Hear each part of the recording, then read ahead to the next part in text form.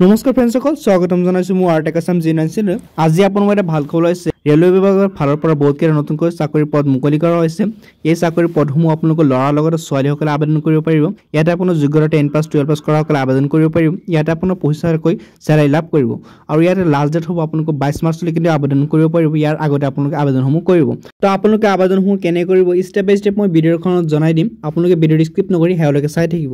বলক ভিডিঅ'খনলৈ আগবাঢ়ো।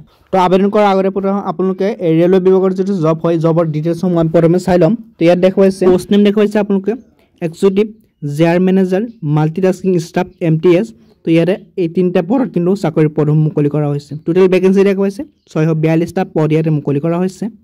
ইয়াতে আবেদনসমূহ অনলাইনযোগে কৰিব লাগিব আৰু লগতে আপোনালোকে হু কেন এপ্লাই অল ইণ্ডিয়া কেণ্ডিডেট ইয়াতে আবেদন কৰিব পাৰিব। চিলেকশ্যন প্ৰচেছটো আপোনালোকৰ CBT টেষ্ট হ'ব, কম্পিউটাৰ বেছ টেষ্ট হ'ব এটা। তাৰ লগতে আপোনাৰ চেলাৰীসমূহ লাভ কৰিব দেখুৱাইছে 25,000 পৰা 1,60,000লৈকে আপোনালোকে চেলাৰীসমূহ লাভ কৰি থাকিব। জব লোকেশ্যন হ'ব across India. Railway DFCCIL vacancy যিটো এজ লিমিট হয় ইয়াত দেখুৱাইছে 18 বছৰৰ পৰা 33 বছৰ আপোনালোকৰ বয়স হ'ব লাগিব। ইয়াতকৈ বেছি বা কম হ'লে আপোনালোকে আবেদন কৰিব নোৱাৰিব।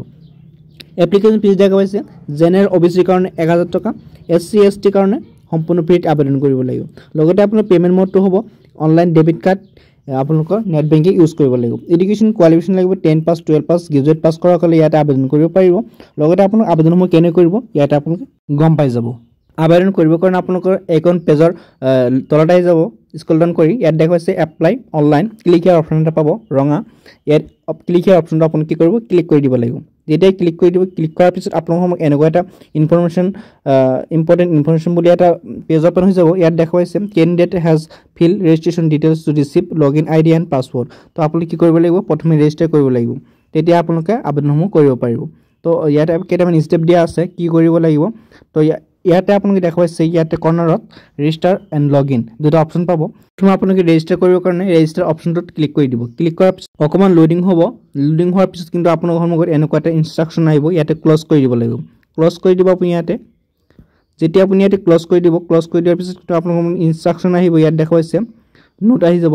আপুনি ইয়াতে কি কৰিব স্ক্ৰল ডাউন কৰি তলত আহি যাব। অহাৰ পিছত আপুনি register get user ID login, তো পাছৱৰ্ড পাই যাব।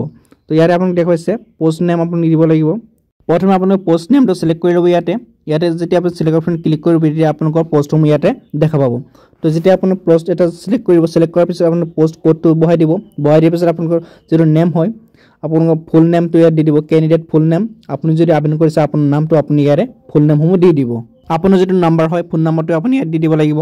লগতে আপোনাৰ যিটো ইমেইল এড্ৰেছ হয় ইমেইল এড্ৰেছটো আপুনি ইয়াতে বহাই দিব। বহাই দিয়াৰ পিছত আপোনাক স্ক্ৰল ডাউন কৰিব। স্ক্ৰল ডাউন কৰাৰ পিছত আপুনি কি কৰিব জেনেৰেট OTP অপশ্যনটো আপুনি ক্লিক কৰি দি আপোনাৰ সন্মুখত এটা আপোনাৰ ফোন কৰি কিন্তু এটা OTP আহিব। তো OTPটো আপুনি কি কৰিব বহাই দি ইয়াতে অকণমান স্ক্ৰল ডাউন কৰাৰ পিছত আপুনি ডিক্লেৰেশ্যন পাব। ইয়াতে এগ্ৰি অপশ্যনটো এটা টিক মাৰ্ক দিব।